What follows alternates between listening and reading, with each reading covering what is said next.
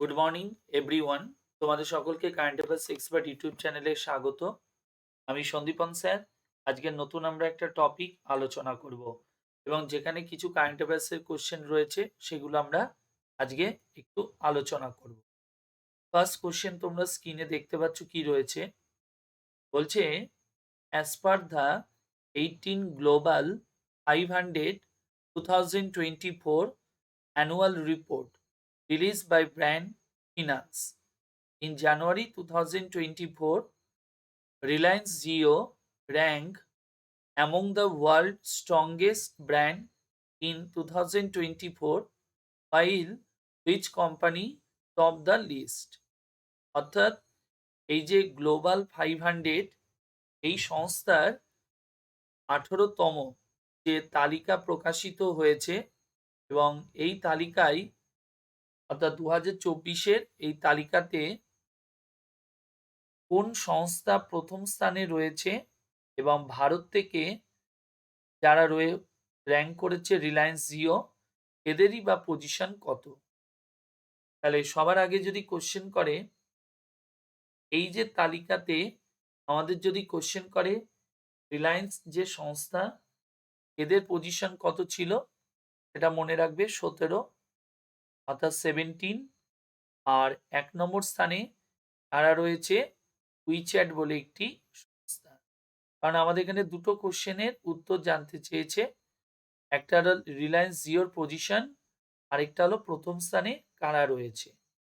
আর কি মনে রাখবে, এখানে রিলায়েন্স ছাড়াও আরো কিছু কোম্পানি, ভারতীয় কোম্পানি এখানে স্থান পেয়েছে। যেমন তোমার এলআইসির পজিশন যদি বলা হয় কত ছিল, এখানে 23 নম্বর পজিশন। এছাড়াও SBI, state bank of India, এদের পজিশন হলো 24।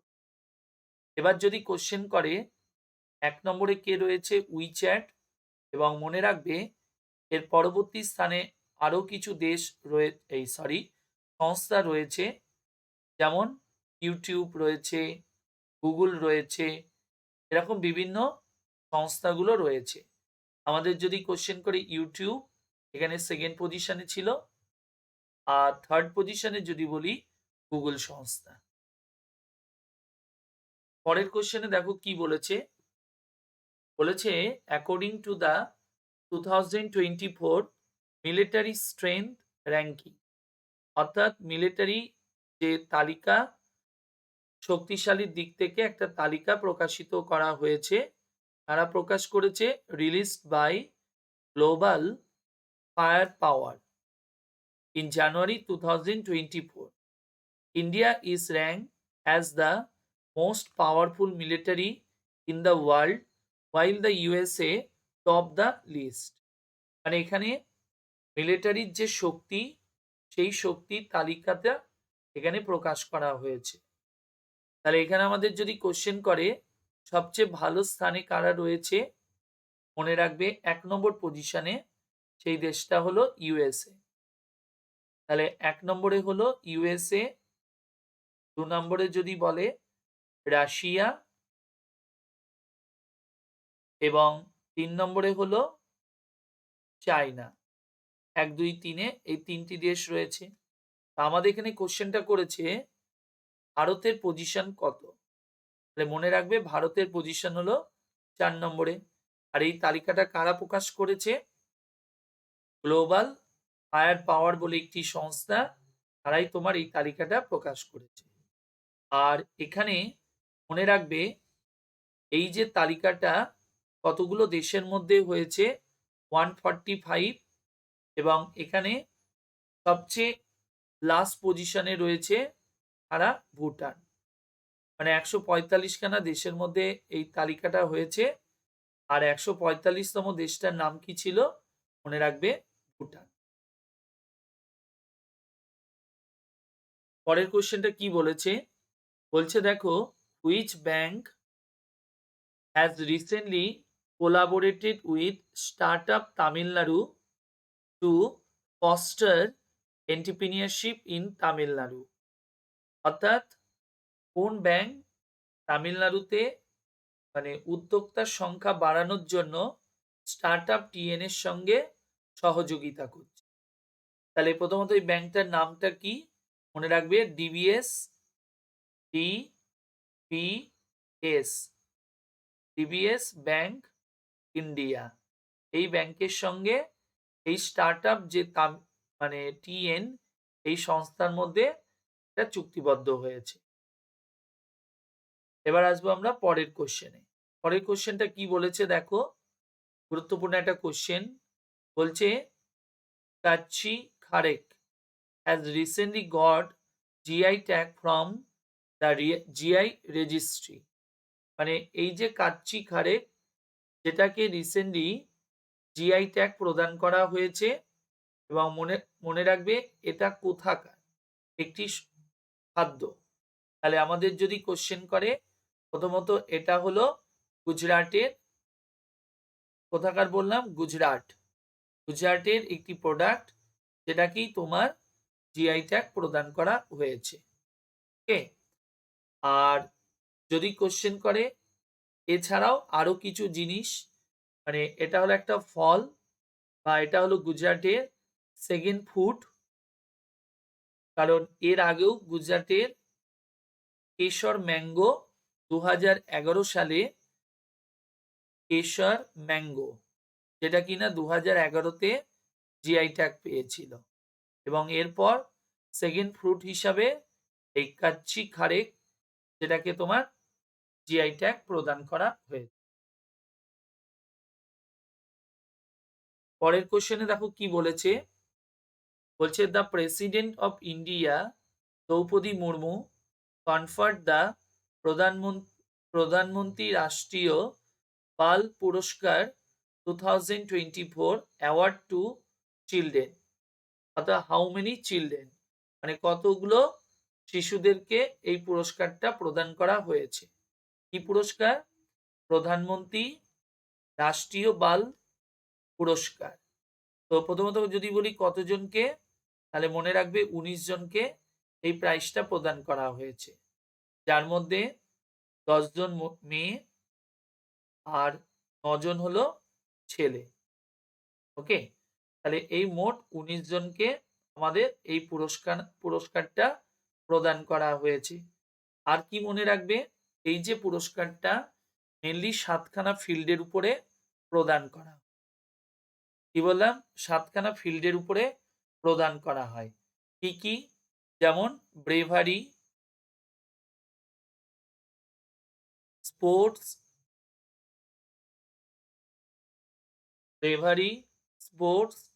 তারপরে তোমার সোশ্যাল সার্ভিস, সায়েন্স অ্যান্ড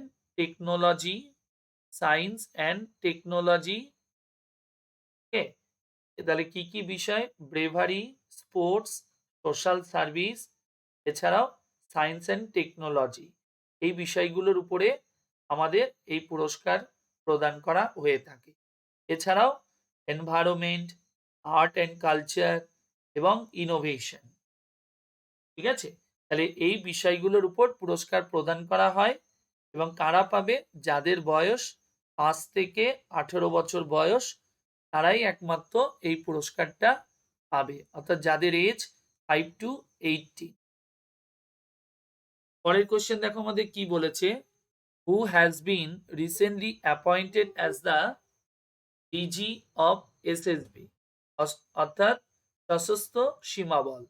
তো এই সশস্ত্র সীমাবল যার নতুন ডিজি কে হয়েছে? মনে রাখবে দলজিৎ সিং।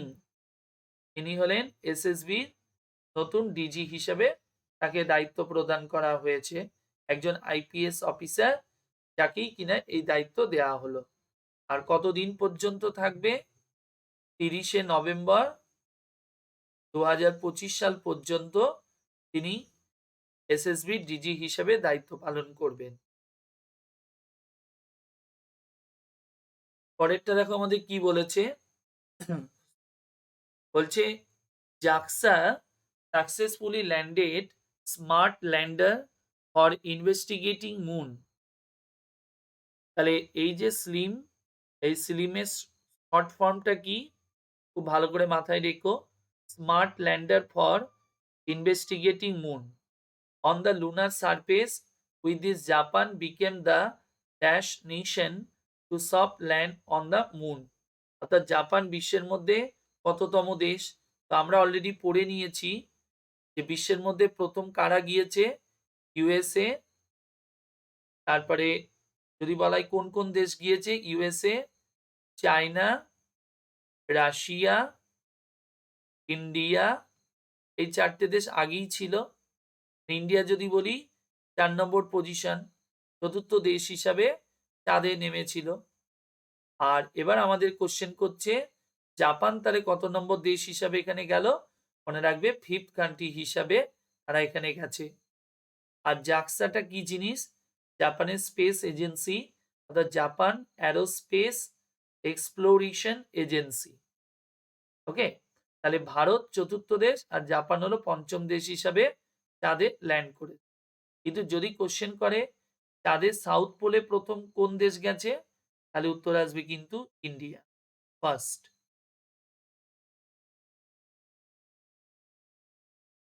পরেরটা দেখো কি বলেছে, বলছে এটা একটা বই, বলছে who author the book Assam brave hearts Lachit Borphukan that was recently release by Amit Shah. তাহলে আমাদের যদি কোশ্চেন করে এই বইটা কে রিলিজ করেছে, আমাদের দেশের যিনি স্বরাষ্ট্রমন্ত্রী তিনি এটা রিলিজ করেছেন। বইয়ের রাইটারের নামটা কি? মনে রাখবে Arup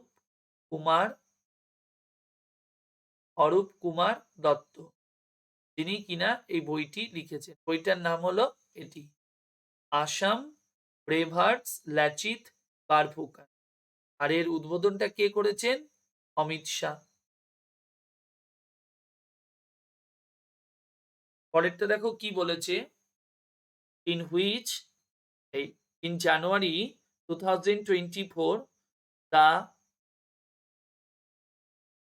in January 2024 the Department of Higher Education under the Ministry of Education released the guideline for regulation of coaching center 2024 which prohibits coaching center from enrolling student below the age of, অর্থাৎ কত বছরের কম বয়সী বাচ্চাদেরকে কোনো coaching সেন্টারে ভর্তি করা যাবে না, যেটা সরকার একটা গাইডলাইন হিসাবে নিষিদ্ধ করেছে। এটা হবে ডিপার্টমেন্ট।